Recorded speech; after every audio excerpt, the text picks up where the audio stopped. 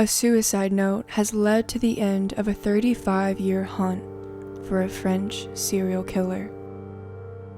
François Vérove was reported missing by his wife on September 27th of this year. 3 days prior to this, François and hundreds of other officers were summoned by authorities to provide a DNA sample in connection to the murder of Cécile Bloch. On September 29th, it was discovered that François took his life by a lethal dose of medication in an apartment on the Mediterranean coast. The suicide note he left behind to his wife allegedly described his, quote, previous impulses, but that he had since, quote, got himself together. Another source claims that the suicide note read, quote, I admit being a great criminal who committed unforgivable acts until the end of the 1990s. François admitted to being a murderer, but didn't specify who he killed. His DNA was immediately taken and compared to the DNA found at the crime scenes linked to the Pockmarked Killer, who was also referred to as le Grele, which translates to hail. François' DNA was a match. A series of unsolved and murders that shocked the country between 1986 to 1994 could finally be put to rest. However, because François took his own life before he could be brought to justice, it's likely that we'll never know the entire scope of his dreadful actions.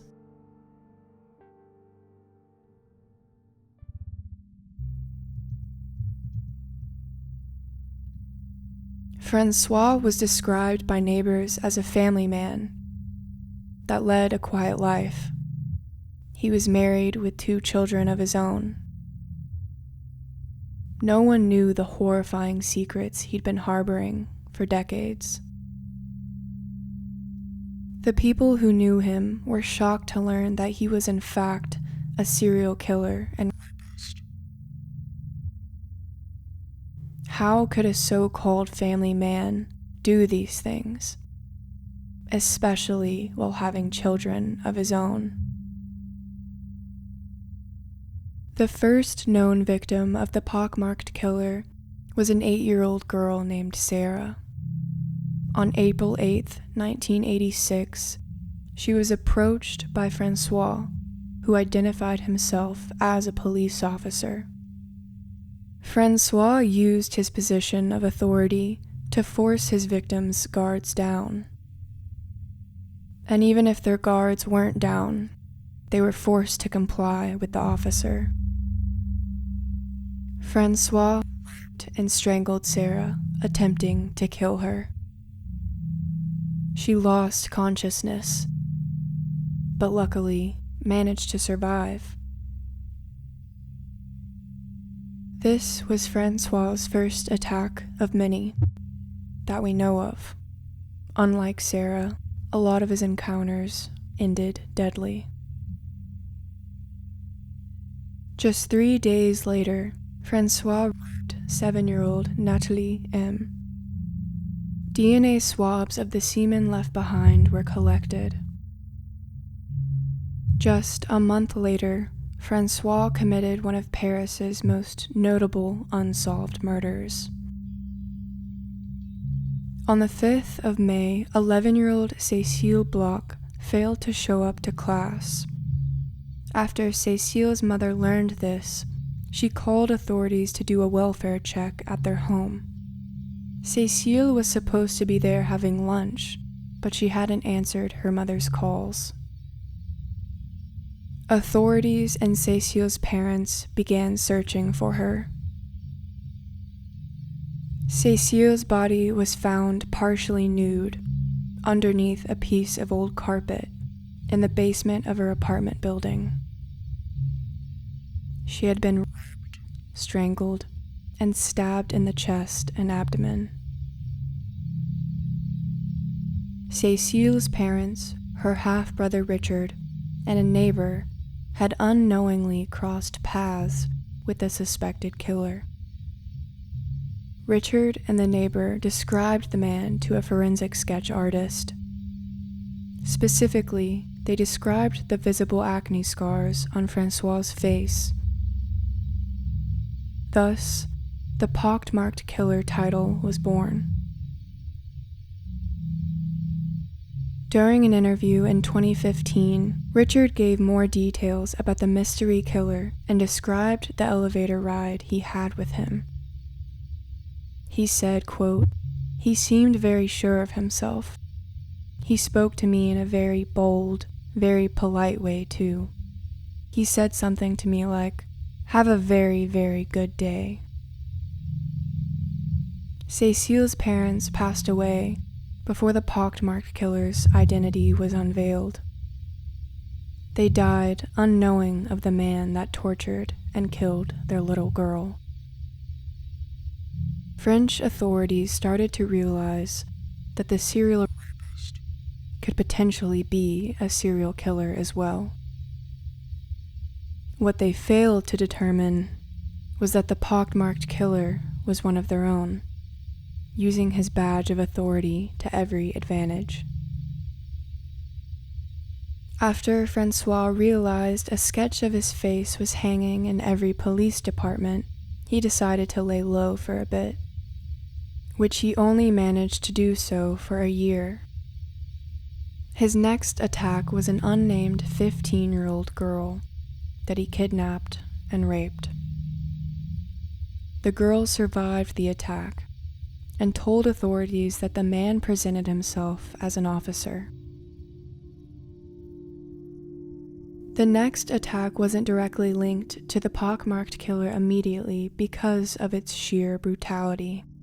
On the night of April 29, 1987, 38-year-old Gilles Politi and his au pair, 21-year-old Irmgard Müller, were found savagely murdered. Gilles was found face down on his bed, his wrists and ankles bound by his own belts. François used a belt and a poker from the fireplace to form a Spanish tourniquet around his neck.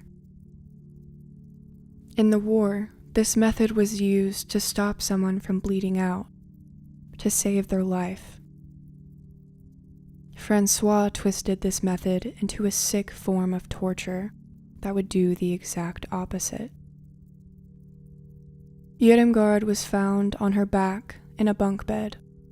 Her throat had been slit, and a cord was wrapped around her neck. There were no signs of forced entry or a fight taking place. Semen was found on Irmgard's thighs and collected by authorities.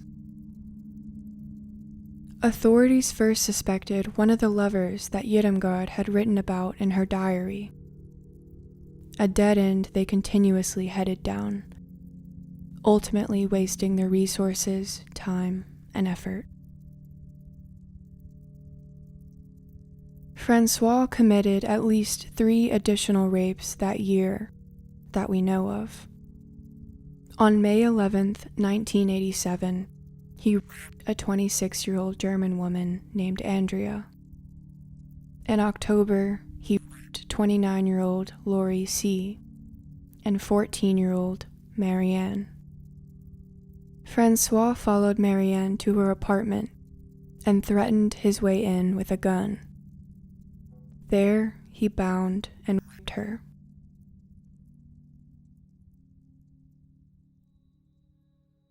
François wasn't linked to any additional crimes until 1994. Either François continued on his serial rape and murder spree undetected, or life events prevented him from committing any crimes until then. On June 9, 1994, 19-year-old Cahin Leroy disappeared on her way to school in Meaux, France. She was 10 days away from her 20th birthday. Her birthday came and went, and still, there was no sign of Cahin. A month later, Cahin's body was discovered by joggers on the edge of a wooded area. François had used electric wire and a stick to fashion the tourniquet used to strangle her. A pack of cigarettes was found nearby. Authorities and Cahin's family were immediately suspicious of her ex-boyfriend. But this, and any other suspicions they had, always led to dead ends. Cahin's twin Natalie grieved her sister's death especially hard. In an interview in 2019, she said, quote, "I lost 25 years. This event ruined my life. I can't live. It's torture every day. My other half is gone."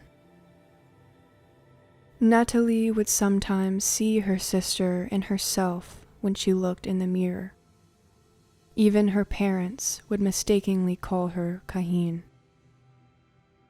Natalie couldn't bear to resemble her sister any longer, so she dyed and cut her hair to resemble a new identity, separate from that of her sister. 25 years after Cahin's murder, a plaque was made in her honor and placed at the site where her body was found. Her family hoped that this would spike a new interest in the case that remained unsolved for so many years.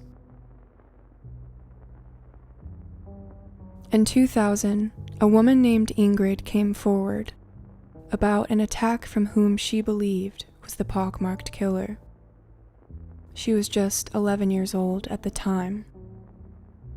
On April 29, 1994, Ingrid was approached by a man who identified himself as a police officer.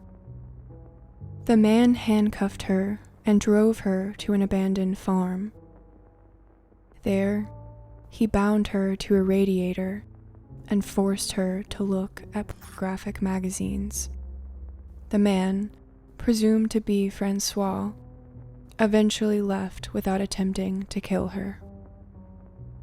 Ingrid said, quote, "I had a lot of luck.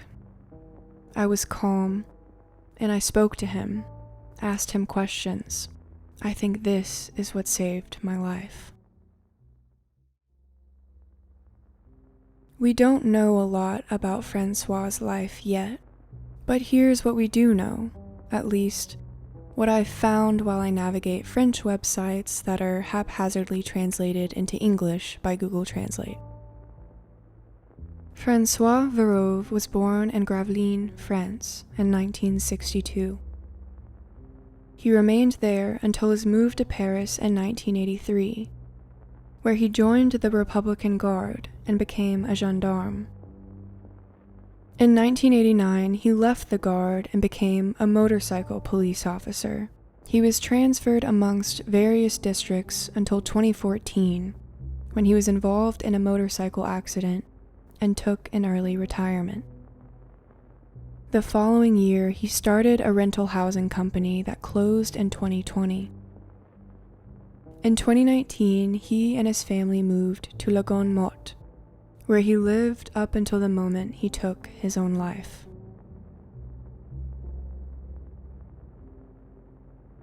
Cécile's older half-brother Richard contacted police in May of 1986. After working as a biologist, he came across advanced DNA forensic science. He thought this could be a help in solving his sister's murder. The judge overseeing this inquiry refused to allow the new techniques, as well as barring the family from access to Cécile's file. The judge in charge of her case 4 years later closed the investigation entirely. 10 years later, a new female judge presiding over the case ordered the investigation to be reopened and additional DNA analysis be conducted. These new advanced techniques were able to link Cécile's murder to the rape of Sarah, Marianne, and Ingrid, and to the murders of Grele and Jørmungard. In 2015, authorities reopened the Pockmarked Killer case by order of the same judge. On September 24, 2021, investigators sent letters to 750 police officers that were stationed in the Paris region at the time of the serial rapes and murders. One of the men that received this letter was François Vérove, a retired former French military police officer. He was ordered in for questioning and required to submit a DNA sample. François Vérove took the easy way out by taking his own life. While families were grieving their losses, François was building a life for himself. He got married, had children, retired from police work, and even worked briefly in politics. He was a coward that couldn't face the public, his victims, and their families, or the consequences of his own actions. Now, he'll never be brought to justice. A lawyer representing victims' families said this, quote, "We won't ever know all the crimes les Grele committed."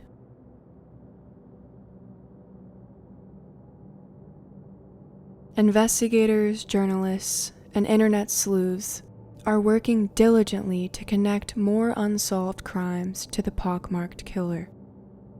I stumbled upon an article that details a horrific encounter had by a 14-year-old boy and an unknown man that sounds very similar to François Vérove. On the afternoon of April 1st, 1987, Cécile and his girlfriend Jennifer were having a party at his apartment while his parents were gone. 2 hours into the party, a man who claimed to be from the French police demanded that he be let in. Cécile opened the door and the man immediately presented his badge. This was a trait consistent with the Pockmarked Killer. He asked to speak to Cécile's parents, who weren't there.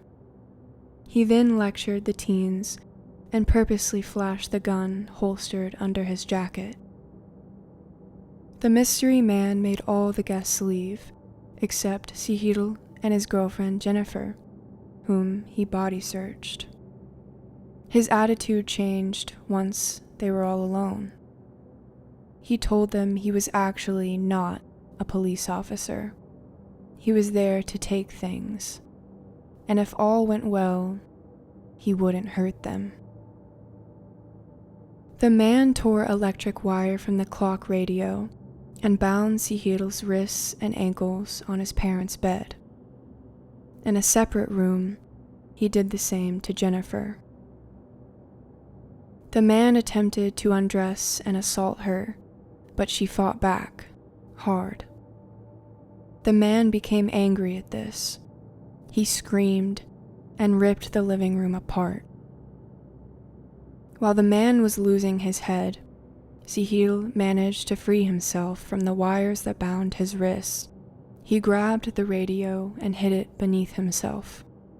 The man eventually calmed down and re-entered the room Cécile was being held in. When the man leaned in to say something, Cécile struck him in the face with it. The man was taken aback, shocked. Cécile ran to Jennifer, freed her, and they both escaped through a window. They landed on the neighbor's terrace below, who they informed about the incident and immediately called police. The mystery man fled in Cécile's stepfather's car, which was found abandoned days later. This attack occurred just 28 days before the brutal murder of Grele and Nuremberg. One of the more shocking things that François revealed in his suicide note, other than the fact that he was le Grele, was that he said, quote, "I haven't done anything since 1997. But as of now, authorities don't know of any crimes linked to the Pockmarked Killer in 1997. The latest they had was the murder of Cahin in 1994. I have a lot of questions when it comes to this case. Why didn't they test all the police officers' DNA much sooner? Why didn't they believe that François was a police officer when he presented himself as one nearly every time? How was he allowed to do this for so long? How did he not only conceal this, but manage to start a family of his own, marry a woman, and father 2 children? We will most likely never know the full extent of François' crimes. The only ending that's bright in this situation is knowing for a fact that François Vérove can never do this again.